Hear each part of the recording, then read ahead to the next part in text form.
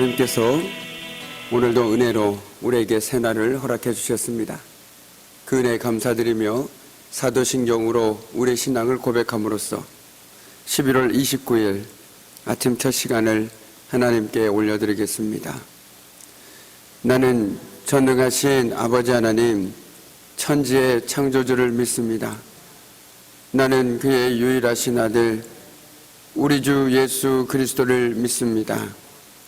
그는 성령으로 잉태되어 동정녀 마리아에게서 나시고 본디오 빌라도에게 고난을 받아 십자가에 못 박혀 죽으시고 장사된 지 사흘 만에 죽은 자 가운데서 다시 살아나셨으며 하늘에 오르시어 전능하신 아버지 하나님 우편에 앉아 계시다가 거기로부터 살아있는 자와 죽은 자를 심판하러 오십니다. 나는 성령을 믿으며 거룩한 공교회와 성도의 교제와 죄를 용서받는 것과 몸의 부활과 영생을 믿습니다. 아멘. 오늘 새벽에 하나님께서 우리 주시는 귀한 말씀은 시편 119편 161절에서 168절까지의 말씀입니다. 시편 119편 161절에서 168절까지의 말씀, 제가 가진 성경은 구약 896쪽에 있습니다. 참으로 고마우신 아버지 하나님, 지난밤에도 하나님의 그 끝인 사랑과 은혜로 저희들을 붙들어 주시고 오늘 이 새벽에도 그 은혜에 힘입어서 주님 앞에 나와 말씀과 기도로 또 이렇게 하루를 시작할 수 있도록 은혜 주심에 감사를 드립니다. 오늘 하나님의 말씀을 드릴 때 저희 눈을 열어주셔서 저희들의 마음 가운데 하나님의 귀한 말씀을 깨닫게 해주시고 또한 하루의 은혜를 베풀어 주셔서 그 말씀대로 살아갈 수 있는 힘과 능력을 저희들에게 더하여 주심으로 오늘도 그 어느 날보다 주의 은혜를 두며 살아가는 복된 하늘의 삶이 되어줄 수 있도록 주님 복을 내려 주시옵소서. 감사드리며 예수 그리스도의 이름으로 간절히 기도드립니다. 아멘. 할렐루야.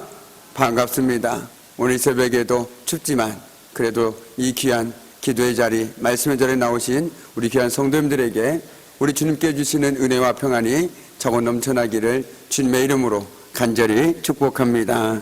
아멘. 이제 우리는 서서히 시편 119편의 거의 끝부분에 와 있습니다.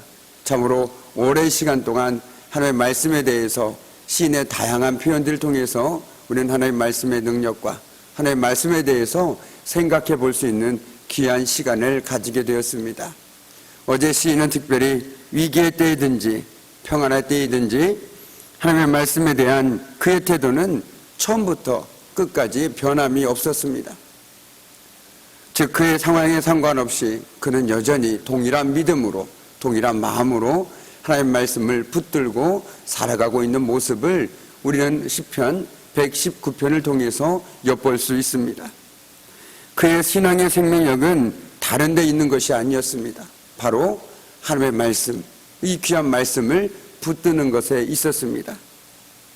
그는 어둠 가운데서도 고난 가운데서도 그의 영혼을 비추는 빛을 간직하고 있었습니다. 그가 그 빛을 품고 살아가는 한 그 누구도 그 무엇도 그를 넘어뜨릴 수가 없었습니다. 그 빛은 바로 귀한 하나님의 말씀이었습니다. 그 말씀은 또한 생명을 주장하시는, 그리고 동시에 그 삶 가운데 함께하고 계시는 하나님을 보여줍니다. 따라서 하나님의 백성들은 절망의 수렁으로 거의 빠져들어갈 즈음에도 믿음의 손을 뻗쳐서 하나님의 말씀을 붙들게 되는 것이죠. 그리고 하나님의 구원을 바라봅니다. 바라기는 저와 여러분도 언제나 주의 말씀을 붙들고 살아감으로써 흔들리지 않고 오직 말씀을 통해서 또한 우리를 회복시키시고 역전시키시는 은혜를 누리며 살아가는 저와 여러분의 복된 삶 되기를 주님의 이름으로 간절히 축복합니다. 아멘. 오늘 시인은 비록 사실이 아닌 것으로 인해서 핍박을 당하였을지라도 자신은 말씀만은 경외하겠다라고 결단하고 있습니다. 시편 161절 말씀입니다. 고관들이 거짓으로 나를 핍박하오나 나의 마음은 주의 말씀만 경외하나이다. 아멘.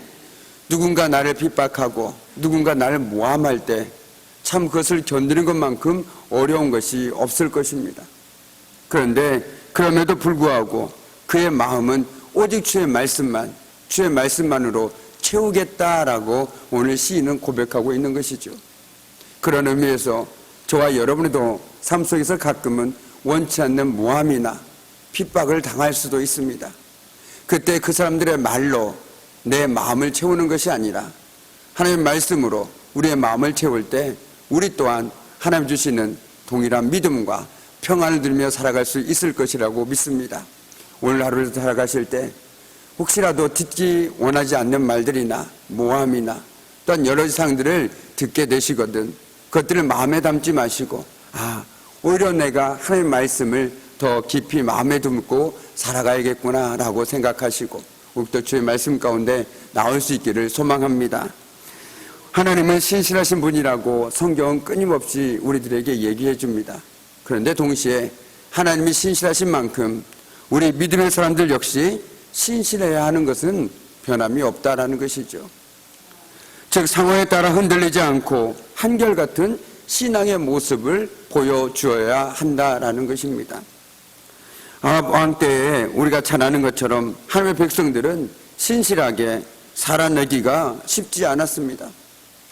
아합 왕과 이세벨 여왕은 그 당시에 이스라엘 백성들을 우상을 섬기는 대로 인도했습니다.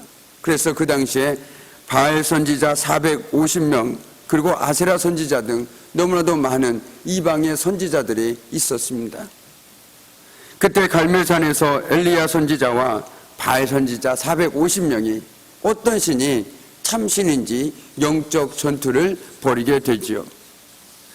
그런데 그때 이스라엘 백성들은 하나님과 엘리야 편에 서기를 머뭇거렸습니다. 그러나 그런 때에도 하나님의 말씀에 순종하고 믿음을 지키는 사람들이 7,000명이나 있었습니다. 신약시대에도 마찬가지였습니다.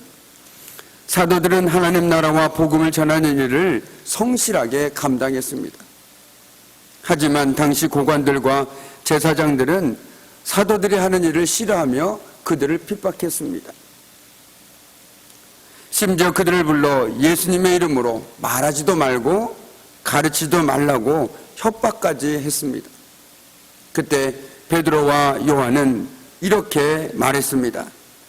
하나님 앞에서 당신들의 말을 듣는 것이 하나님의 말씀을 듣는 것보다 더 옳은지 판단하십시오 라고 말이죠. 그리고 하나님과 하나님의 말씀을 높였습니다. 그렇습니다.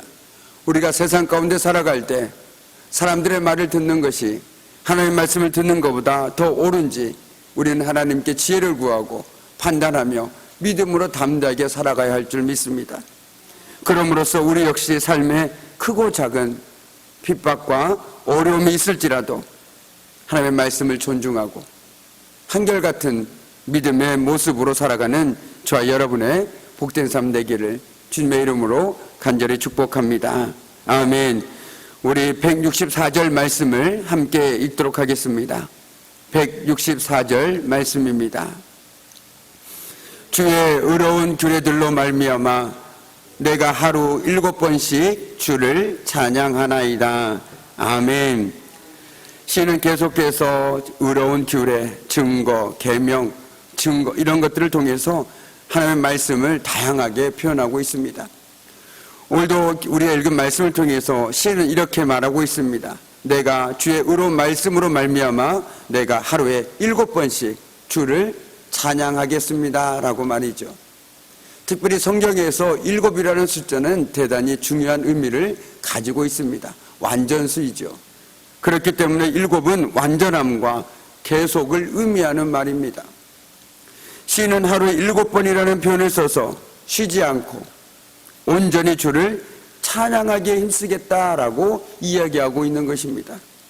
숫자 7을 이야기하고 있는 것이 아니라 내가 그만큼 하나님 보시기에 완전하게 쉬지 않고 계속해서 주님을 찬양하겠습니다라고 결단하고 있는 것이죠. 그렇다면 그가 이처럼 항상 하나님을 찬양할 수 있게 된 이유는 과연 무엇이었을까요? 그렇습니다. 바로 귀한 하나님의 말씀에 있었습니다. 앞서 말씀드렸듯이, 그리고 지금까지 우리가 살펴보았듯이 시인은 고난과 위기 중에 있었습니다. 그리고 주변에는 온갖 대적들로 인해 마치 전장에서의 삶과 같았습니다. 언제, 누가, 어디서 칼과 창이 날아들지 모를 심각한 어려움을 그는 묵묵히 견뎌내고 있었습니다. 그러나 그의 입술에는 찬양이 끊이지 않았습니다. 도저히 어려움 가운데 있는 사람이라고는 상상할 수 없을 만큼 그는 찬양으로 그 삶을 물들어가고 있었습니다. 그렇게 그는 하나님의 말씀 때문에 내가 좋은 일이 있어서가 아니라, 내 상황이 나아져서가 아니라 하나님 말씀 때문에 그 삶에는 찬양이 끊이지 않았습니다. 그 말씀이 그에게 위로가 되며 힘이 되기 때문입니다. 그래서 시편 119편에서 시인은 하나님의 말씀이 꿀보다 더 달달하고 고백하지 않았었습니까? 또한 그에게 승리와 기쁨을 안겨줄 것이며 그 말씀은 한결같이 신실하고 여전히 변함없기 때문입니다. 그렇게 그 역시도 상황에 상관없이 하나님을 찬양하고 하나님을 향해 기쁨과 감사와 영광의 노래를 변함없이 올려드리고 있는 것입니다. 하나님의 말씀이 변함없으시니 나도 변함없이 하나님을 찬양하겠다라는 시인의 귀한 믿음의 고백인 것이죠. 그렇습니다. 우리가 찬양한다라는 것은 단순히 어떤 것에 곡조를 붙이는 것에 그치지가 않습니다. 찬양은 우리의 마음을 지금 내가 바라보고 있는 상황에서 하나님을 바라보게 하고 하나님의 말씀을 보게 하고 하나님께서 하신 일들에 더 집중하게 합니다. 그러므로써 그 순간에도 하나님의 말씀을 붙들게 하며 하나님을 의지하게 한다라는 것이죠. 가끔 저도 그렇고 우리 귀한 성님도 그럴 때가 있을 것입니다. 내 삶이 힘들고 마음이 어려울 때 찬양을 크게 들으면서 그 찬양을 통해서 다시금 위로받고 또한 하나님을 또한 의지하는 믿음을 회복하는 경우들이 있을 것입니다. 왜 그럴까요? 바로 찬양은 우리의 모든 마음 가운데 다시금 내 상황이 아니라 내 마음이 아니라 하나님의 말씀과 하나님이 하신 일들을 우리에게 되새겨주기 때문입니다. 그럼으로써 우리에게 다시금 그 구원의 기쁨과 감격을 회복시켜준다라는 것이죠. 그리고 하나님이 하실 일을 기대하며 찬양으로 우리의 믿음의 고백과 기도를 올려드리게 되는 것입니다. 그런 의미에서 찬양은 기도요, 또한 우리의 신앙 고백입니다. 우리가 오늘도 찬양하며 살아갈 수 있는 이유는 하나님은 지금도 말씀하시고 그 말씀하신 것을 지금도 지켜가고 계신 분이심을 우리가 믿고 확신하기 때문입니다. 오늘도 우리는 귀한 하나님의 말씀을 이 새벽에 듣습니다. 그 말씀이 우리와 함께하기에 우리는 오늘 하루에 7번씩 주님을 찬양하며 오늘도 우리의 인생길을 걸어갈 수 있습니다. 바라기에는 오늘 하루 우리의 소망과 능력이며 기쁨이 되는 주님을 말씀을 붙들고 어떤 상황에 있든지 주님을 찬양하며 살아가는 저와 여러분의 복된 삶 되기를 주님의 이름으로 간절히 축복합니다. 아멘.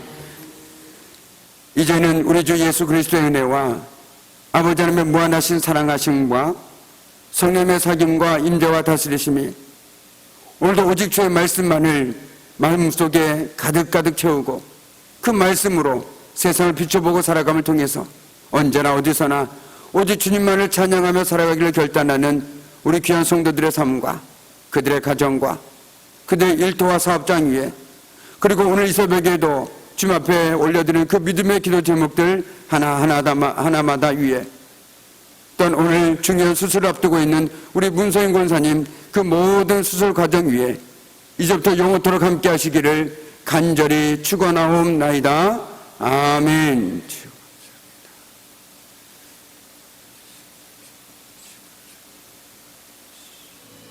우리 보좌 앞에 모였네. 함께 주를 찬양하며